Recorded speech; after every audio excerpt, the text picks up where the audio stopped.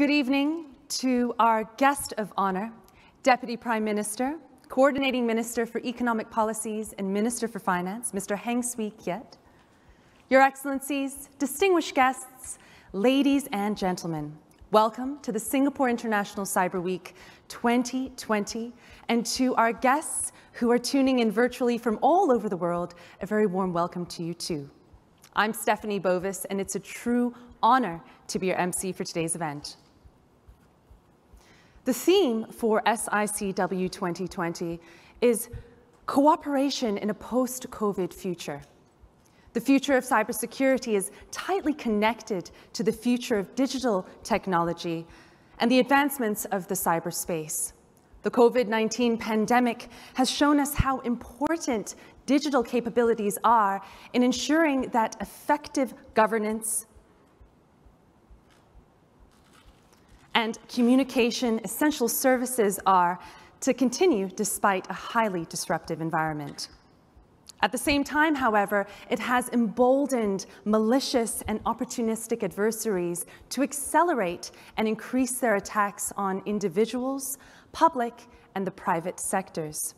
We're so excited today to present to you a program with distinguished speakers and panelists who are experts in their fields as they discuss the future of cybersecurity, avenues for cooperation, and innovation in a post-COVID future. To begin the conference proceedings, it gives me great pleasure to invite our guest of honor, Deputy Prime Minister, Coordinating Minister for Economic Policies, and Minister for Finance, Mr. Heng Swee Keat, for his opening address. Deputy Prime Minister, please.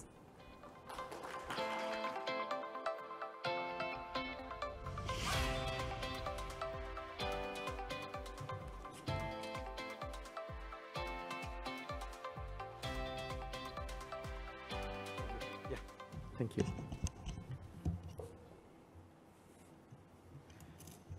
Ms. Izumi Nakamizu, Under-Secretary General and High Representative for Disarmament Affairs of the United Nations, Minister Vivian Balakrishnan, Minister S. Iswaran, Your Excellencies, ladies and gentlemen. Welcome to the 5th Singapore International Cyber Week. We are not only in the midst of a global pandemic, we are also at the center of a digital revolution, one that would fundamentally change societies and economies around the world. Change was already gaining momentum before COVID-19, and the pandemic accelerated the pace of change. Safe distancing measures to keep us safe from the virus pivoted us from physical activities to digital activities. Telecommuting, video calls, e-learning, online shopping, and digital payment surged. And in fact, this hybrid conference that we are having for this Singapore International Cyber Week is a very good example of it. Over here in the physical space, we observe our safe distancing, and there are many more of you in cyberspace joining us for this, and this wouldn't have been possible without digital technology. So COVID-19 enabled us to see more clearly the value of digital technology for a wide range of economic and social activities. But at the same time, there are risks and downsides that we must address early to ensure that its use is human-centric, that it is society-centric, it improves our lives, accord with our values, and improves the global commons. As a relatively nascent frontier, we'll need to address issues like the ethical use of technology, user privacy, and the growing digital divide. As more people go online, crime and threats have also gone virtual. Cybersecurity will be critical as we become more digital. With the global order coming under pressure, we must avoid a zero-sum approach to technology. The best way to do so is to learn from one another and tap on each other's strengths so that we can build back better from this global crisis. Today's theme, cooperation in a post-COVID future, is most timely and relevant. Let me share how we can strengthen cooperation between countries, across businesses, and with our peoples. First, let me touch on cooperation between countries. International cooperation is possible because we have rules-based multilateral order.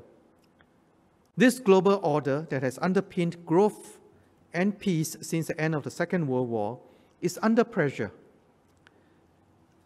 This global order, some countries have turned inwards as a result of domestic pressure, as the benefits of globalization had not been evenly spread and some segments are hurting. The growing tension between the US and China have added to these stresses. But despite their flaws and limitations, the world will be a poorer place without multilateralism and globalization. This is why Singapore and many countries around the world are redoubling our commitments to a rules-based multilateral order. We also hope that the US and China will eventually reach a new model of constructive cooperation, for almost all countries around the world do not want to have to choose sides in this strategic competition. By working together, we can grow the global commons and sustainably benefit all countries and all our peoples. One area of collaboration is the digital economy. It is one of the few growing sectors during the pandemic, and its longer-term growth potential remains strong and probably will be stronger. Countries can better harness this potential by strengthening digital connectivity to enhance cross-border digital trade. This is why Singapore strongly supports an open digital trade architecture and is actively growing our network of digital economy agreements with like-minded countries. Countries must also work together to develop new governance frameworks for the digital commons to enable innovation while preserving public trust. One example is the ethical use of artificial intelligence. Singapore contributed to this effort by launching the Model AI Governance Framework last year. Building on this framework, Singapore partnered the World Economic Forum this year to develop an implementation and self-assessment guide for organizations to assess their AI governance practice. International cooperation is especially important in cybersecurity, as this is the foundation for trust in digital exchange. The United Nations remains central to multilateralism, where the interests of all countries, big and small, are taken into account, and where we work as a collective to safeguard our global commons, including cyberspace. The United Nations convened 2 platforms in 2019, the UN Group of Governmental Experts and the first ever open-ended working group, to discuss issues such as the development of norms to operate in cyberspace and how international law applies to cyberspace. Singapore actively contributes in both fora, and we look forward to working with all countries and all of you on these important areas. Strong international cooperation will provide a conducive environment for businesses to thrive. This brings me to my second point, how businesses can work together and make the best of opportunities in the digital arena. A foundational step for economies is to raise the digital capabilities of our firms. In Singapore, we launched the SMEs Go Digital program in 2017 to help our broad base of small and medium enterprises digitalize. This includes basic cybersecurity solutions. Many firms have come on board, and we hope more will join the digitalization journey. We're also committed to working with businesses, researchers, and innovators globally to tackle common challenges. Through our open innovation platforms, our businesses are collaborating with tech companies from around the world to develop innovative solutions in areas such as maritime and construction. Our Global Innovation Alliance creates a network of like-minded partners in major cities to help businesses identify new opportunities and scale up. We're also seeing collaborations between companies and academia, not just within our shores, but also across borders. One example is the R&D collaborations between the National University of Singapore and Cisco Systems in areas such as cybersecurity, AI, and data analytics. I've touched on what governments and businesses can do to cooperate and advance together in our digital journey. Ultimately, for digital solutions offered by companies to be widely adopted, consumers must have confidence in their transactions with the companies. Globally, more companies that deploy technology are recognizing that they have a cyber duty of care to their consumers. To fulfill this duty of care, companies can start by implementing the principle of security by design. This approach incorporates cybersecurity at every stage of product design and development, which results in more secure digital products and services. Singapore will be launching the cybersecurity labeling scheme with the goals of raising the security posture of our IoT devices and supporting consumers to make informed choices on the level of security of the devices they are buying. Moving forward, we would like to work with other countries to establish mutual recognition for cybersecurity labeling and collectively advance the security standards of IoT devices worldwide. Minister Iswaran will be speaking on more details later this week. This brings me to my third point, how we can strengthen cooperation and partnerships with our peoples. As the digital space grows, we must ensure that everyone is able to live, work, and play in a digitalized society. In our schools and post-secondary institutions, we are strengthening the learning of digital skills so that students can think, apply, and create effectively in a digital world.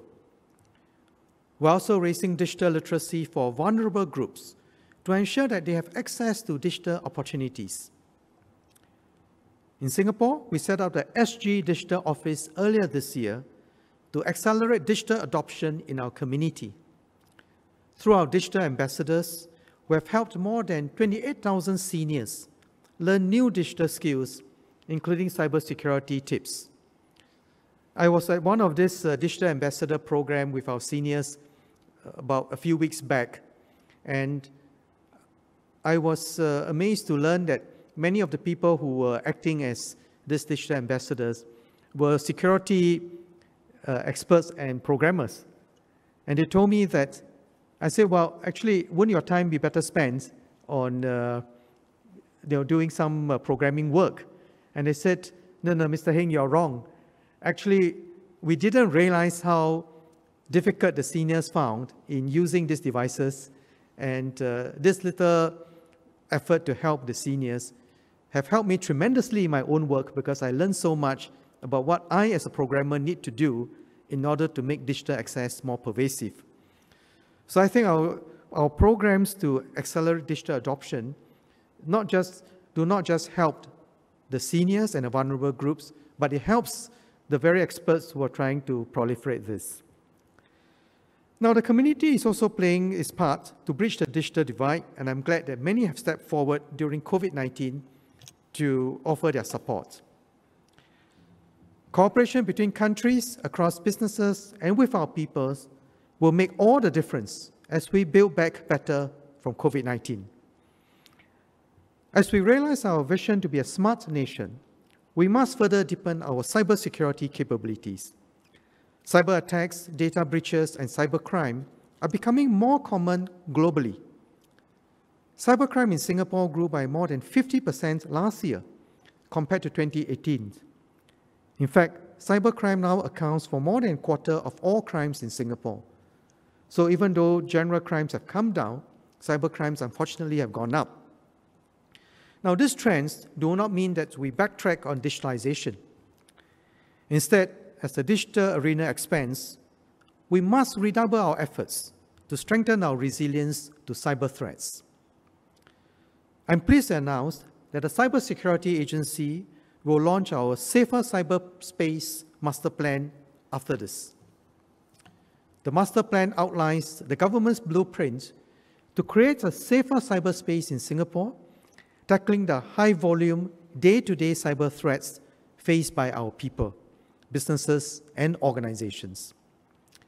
The master plan focuses on upstream measures to secure Singapore's core digital infrastructure, early detection to safeguard our activities in cyberspace, and empowering our people to build greater awareness and adoption of cyber hygiene practices. The creation of a safer and more secure cyberspace is a collective effort between governments, businesses, and individuals. Cyber threats transcend national boundaries, so strong international cooperation is important to mitigate these risks. Cybersecurity will also require dedicated efforts from industries, companies, and the community. Often, the targets of cyber threats are individuals, and I urge everyone to stay vigilant. In conclusion, the digital revolution will continue to accelerate. As the digital space expands, we must strengthen cybersecurity through greater cooperation between countries, across businesses, and with our peoples. It is incumbent on each of us here to do our part and to mobilize our companies, our industries, and our communities to embrace cybersecurity. Conferences like the Singapore International Cyber Week provide opportunities for us to learn from each other and identify new opportunities for collaboration. So I wish everyone a fruitful week ahead as we work towards growing and securing our digital future together. Thank you. Thank you, Deputy Prime Minister, for your opening remarks.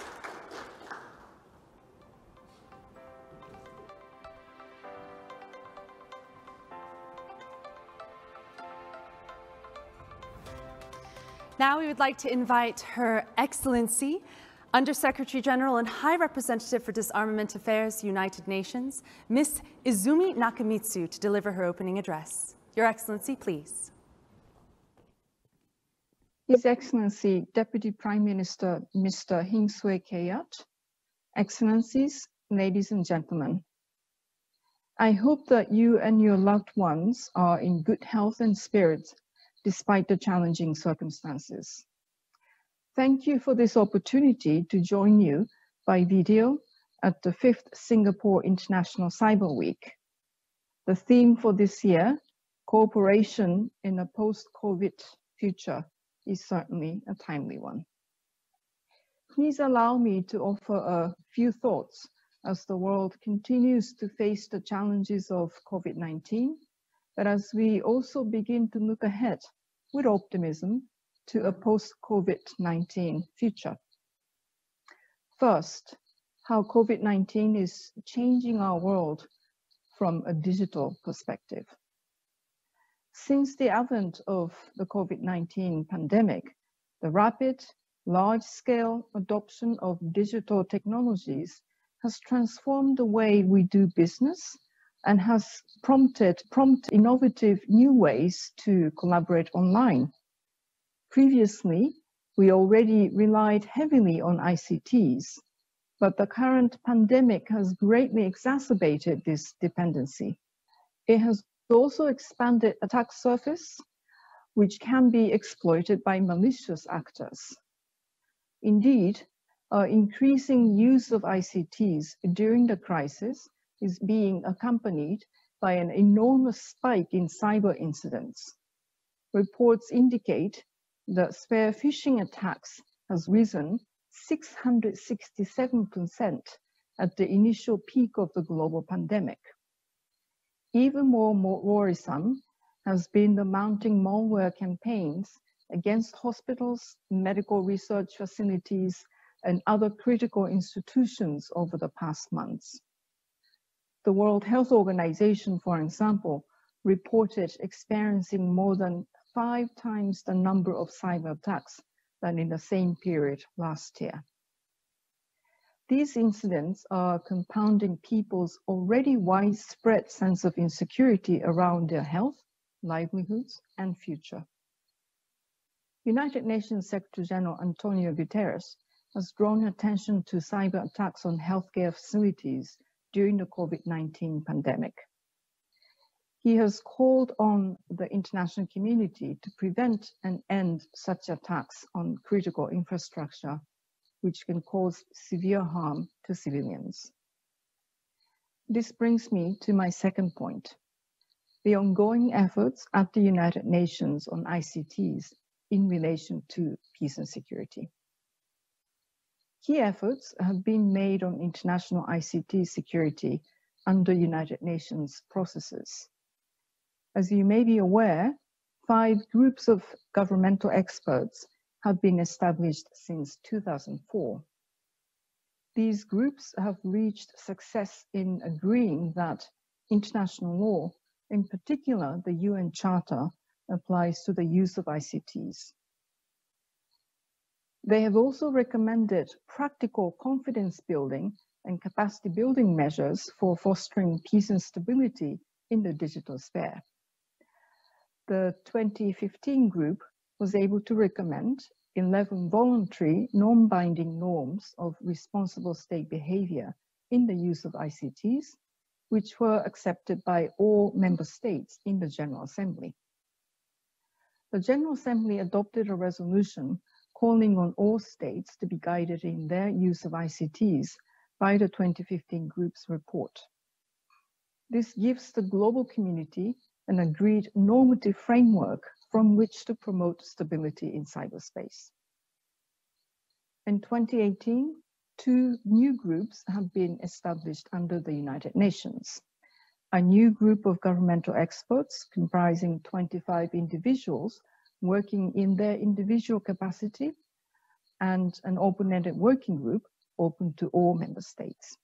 My hope is that these groups will develop and take forward the normative framework, taking into account the new challenges facing us.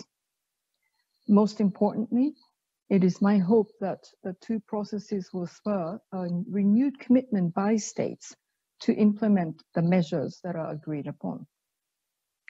Finally, let me touch on the lessons we need to learn from COVID-19. There are key analogies between the health pandemic and the threats that face us from the digital world. First, both these threats are not easily seen with the naked eyes. With COVID-19, as we now know, there are not always visible symptoms of the disease. Likewise, in an ICT incident, we may not always be able to tell right away if malicious activity is happening in our networks. Secondly, COVID-19 and digital threats both present us with challenges that have no borders. One country's capacity and decision to act impact those of other countries around the world. Finally, and above all, if there is one takeaway from the current COVID-19 crisis, it is that more than ever, we need to take concerted, coordinated, multi-stakeholder action. We can only beat the pandemic, and we can only effectively address the threats facing us from the ICT environment if we do so collectively by sharing information, providing mutual assistance, and raising each other's capacities. It is time for us to fully acknowledge that while states carry primary responsibility for maintaining international security, ICTs are an integral part of our societies, and other stakeholders have a key role and interest, as well as responsibility in securing the digital space. For example, the private sector is at the forefront of the challenges we face in the digital environment. Their perspectives are needed to effectively address today's and tomorrow's threats. Academics and researchers have the in-depth expertise to bring creative new insights and solutions. Civil society, including youth, who are our digital natives, represents a wide range of communities with different sets of values that speak to the use of digital technologies. I encourage all of us, states and all other stakeholders alike, to rise up to the challenge to work together to forge new partnerships and strengthen existing ones in order to address not only COVID-19 challenges, but also global digital challenges, so that we can achieve a vision of a healthy and peaceful ICT environment that benefits the world. I thank you very much. Thank you, Your Excellency.